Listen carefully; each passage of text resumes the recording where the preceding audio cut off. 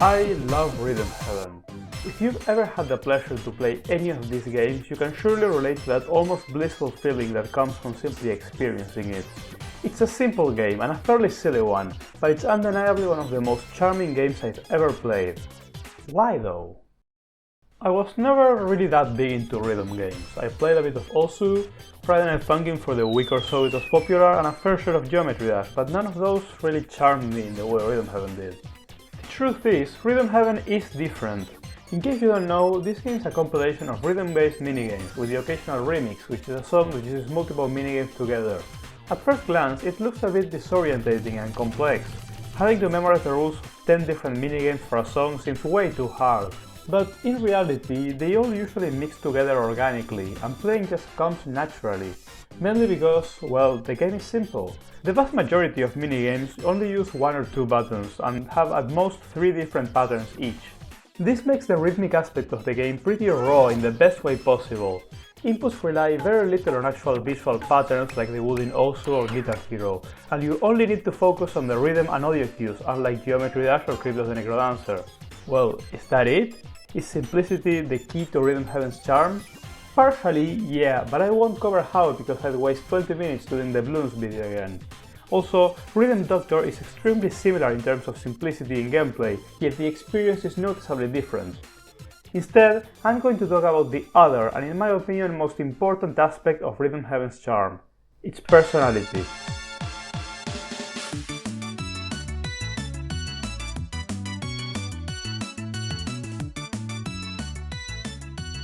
Rhythm Heaven's personality is hard to describe. I'm inclined to say something like, it just has the vibes, man, and, while true, it would be extremely unprofessional for a game about talking monkeys, and wouldn't make an interesting video essay.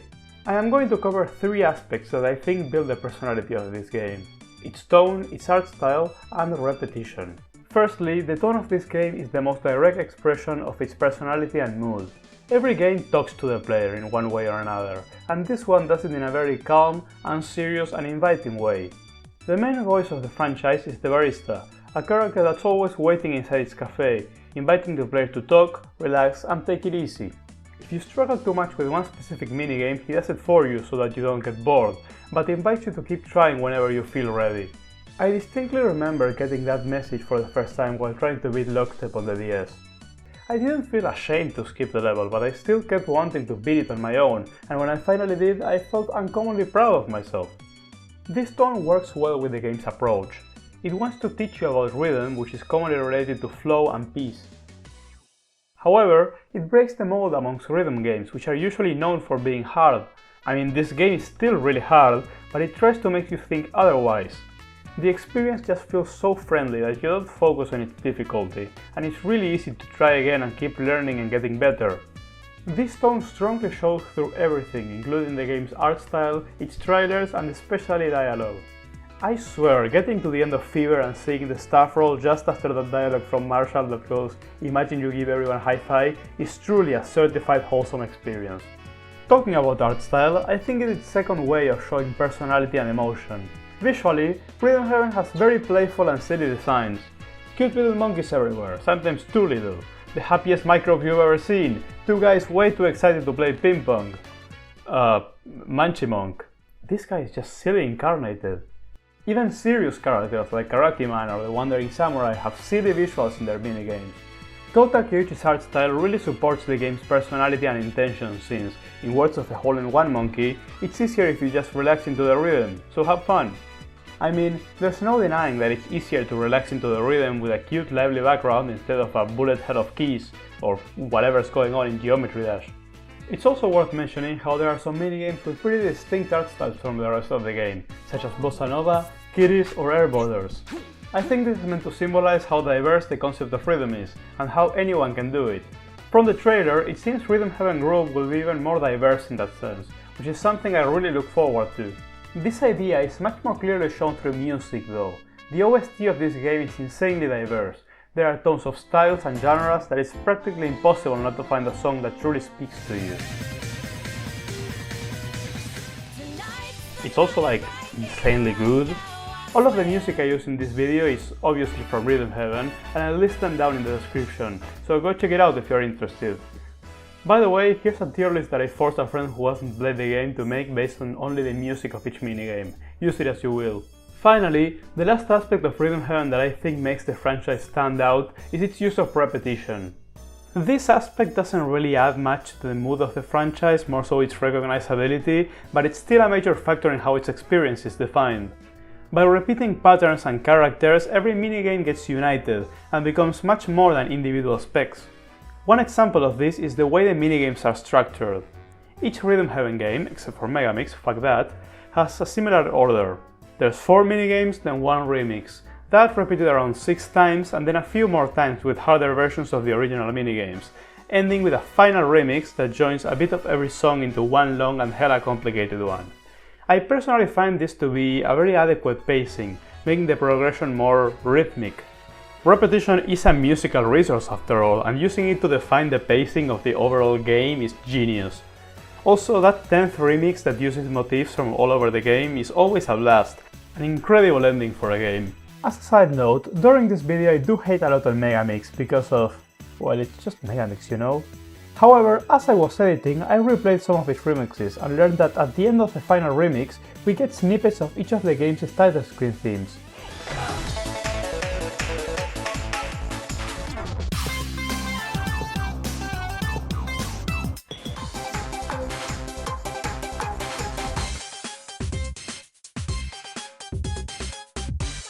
I still think Megamix's structure is heavily lacking, but the fact that it accepts its position as the remix of Rhythm Heaven, mimicking the structure of a row of rhythm games, is truly respectable.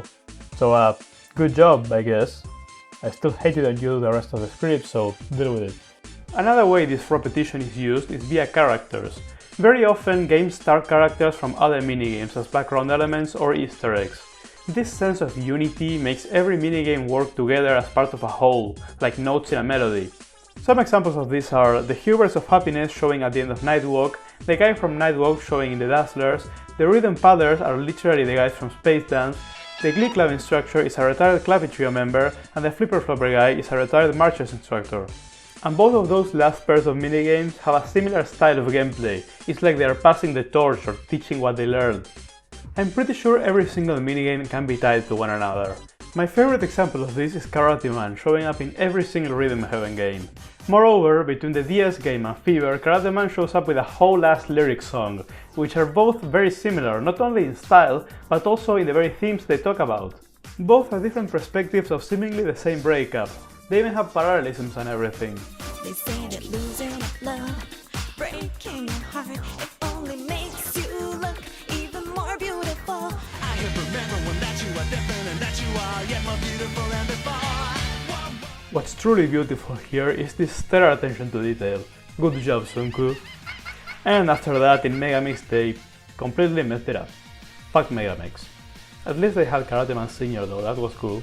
By the way, I think it's worth noting how this aspect of the franchise mostly pops off when you see all the games as a whole.